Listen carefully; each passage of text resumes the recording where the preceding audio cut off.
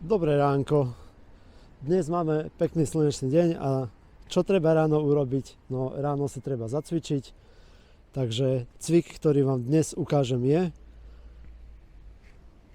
pekne sa otočíme, rozhýbeme si trošku chrbticu na jednu stranu, na druhú stranu. Vlastne je to dôležité kvôli tomu, že aj keď vidíte, že aký som otočený, skrútený, tak v podstate aj tie stavce mojej chrbtice, aj napriek tomu, že sú jednotlivé v podstate kosti alebo články, hej, tak aj napriek tomu, že sú takto pootočané, tak stále vedia držať peknú rovnú líniu. No a prečo vám to hovorím, keď celý čas tu máme architektúru a dnes o cvičení? No hovorím vám to kvôli jednej zaujímavej budove, ktorú vidíte pravdepodobne tu niekde za mnou. Je to otáčajúce sa torzo od architekta Santiaga Calatravu.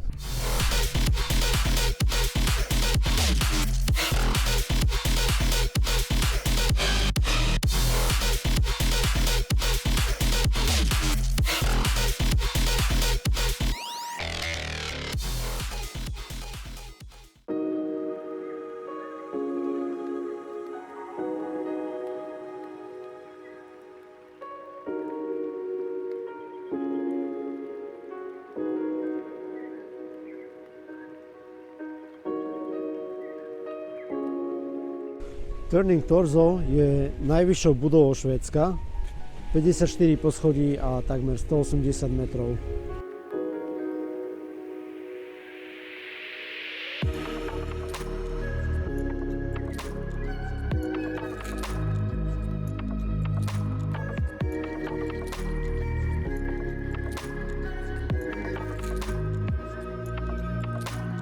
Táto budova potom, ako bola postavená, tak sa stala nielen symbolom Malma, ale takisto aj centrom novej štvrti.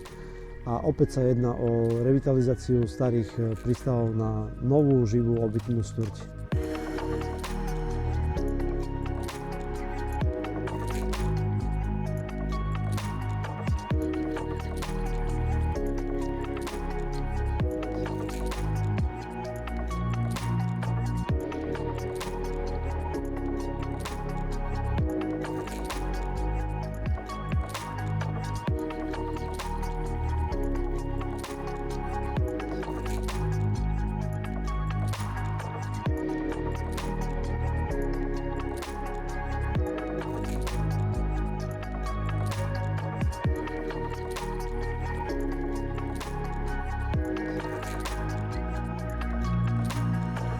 Santiago Calatrava je nielen architekt, ale takisto aj štruktúrálny inžinier a na jeho stavbách to vidno. Sú to nielen zaujímavé a pekné kusky, ale takisto aj veľmi zložité inžinierské diela. Ja som mal nedávno možnosť pozrieť si jeho jednu stavbu, je to vlaková stanica v belgickom Liège a naozaj je to veľmi zaujímavá konštrukcia, je to stavba, ktorá urobí na človeka veľký dojem a táto tu za mnou takisto, čiže naozaj Calatrava je architekt, ktorý robí stavby, ktoré vedia urobiť silný dojem na človeka.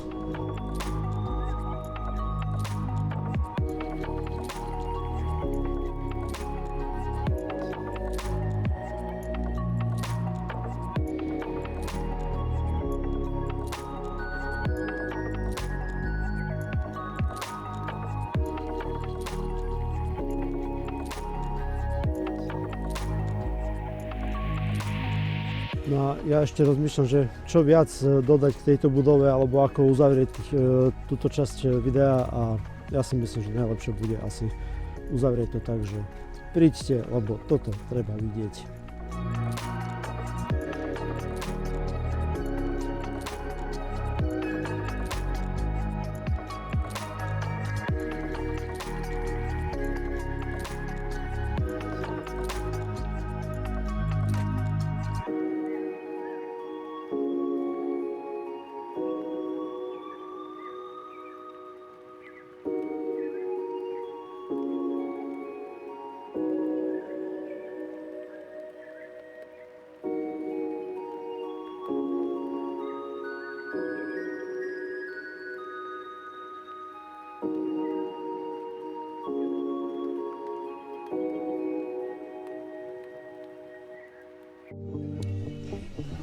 Takže mojou ďalšou zastávkou tu v Malmo, budem asi popri tom jesť, lebo práve si vychutnávam niečo, čo som ešte v živote neochutnal, a to je šafranová zmrzlina.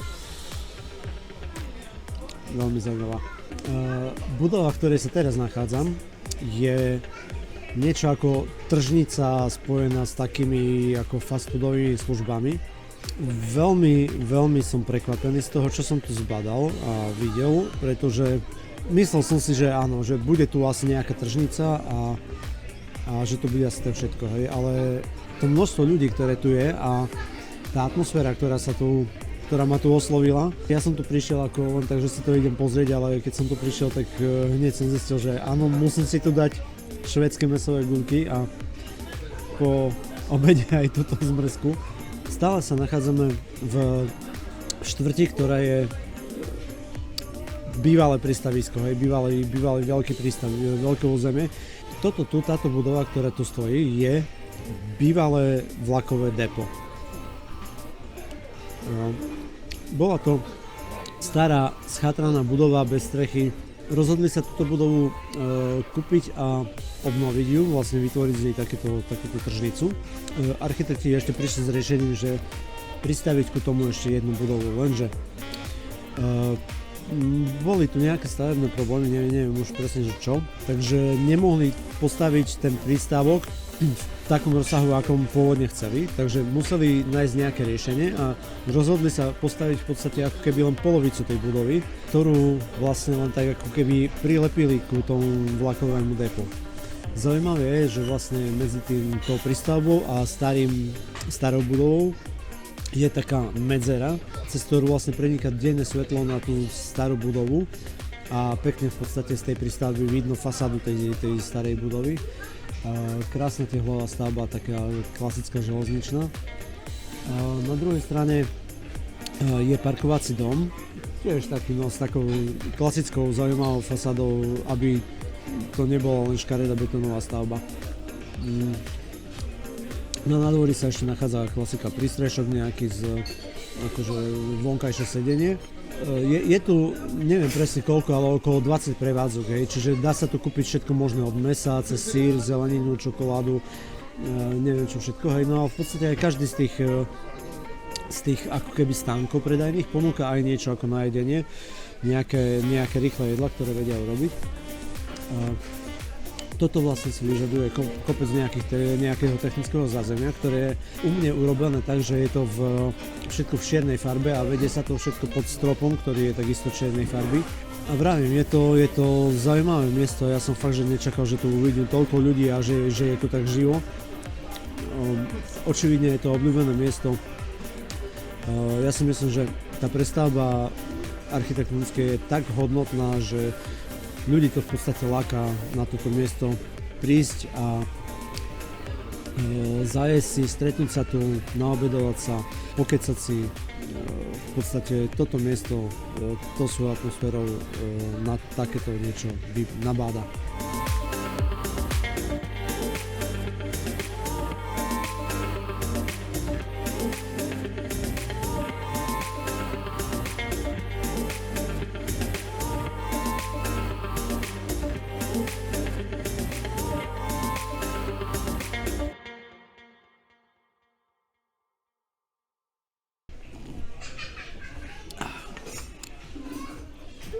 Tak,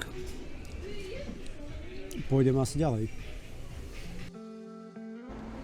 No a momentálne sa nachádzam pred budovou Malmo Life, čo je táto výšková budova za mnou. Je to v podstate hotel plus kultúrne centrum spojené v jednej budove. Túto budovu tvoria 3 ako keby výškové budovy v určitých bodoch ako keby spojené v sebe alebo zliaté do seba.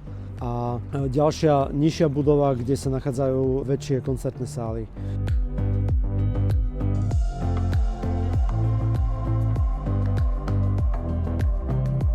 Táto budova je výrazným prvkom v panoráme mesta Malmo. Nachádza sa dosť blízko pri hlavnej stanici a vlastne pri centre.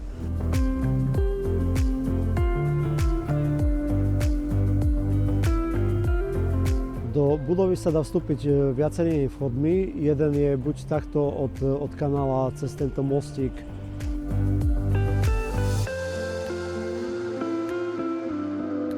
Poprípade zo zadu, kde je také malé námestičko s veľkou plastikou, kde sa takisto robia aj niektoré vonkajšie koncerty, hlavne asi v lete.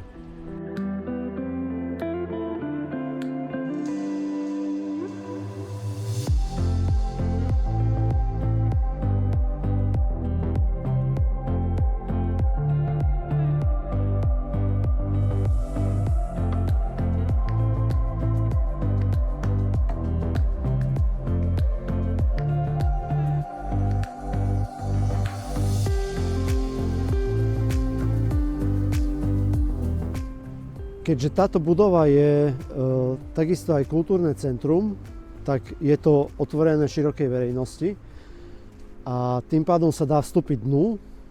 Dá sa tam pozrieť si interiér tejto budovy, ktorý je neuveriteľne krásny, je obrovský, monumentálny, priestranný.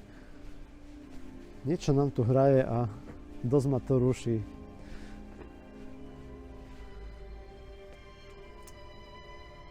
Skadiaľ to ide. Neverím, že by to išlo z tej budovy. Ja neviem, že či to nie je z takého auta.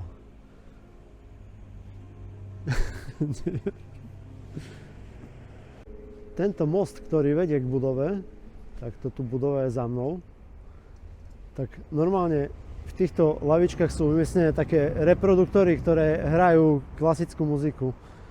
Neviem, teraz to momentálne nepočuť, ale pred chvíľou to hralo. Bol som dosť prekvapený. Neviem, či počujete.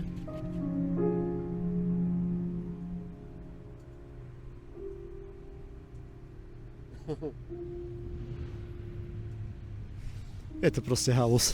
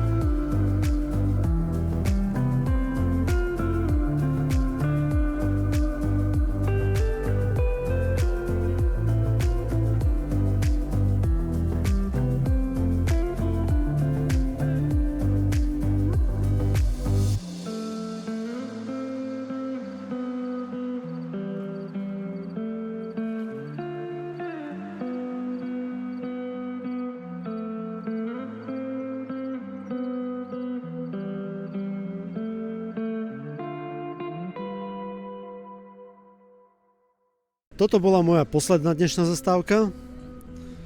Krásna budova, veľký zážitok, no a pokračujeme zajtra, keď si pozrieme južnú časť Malma.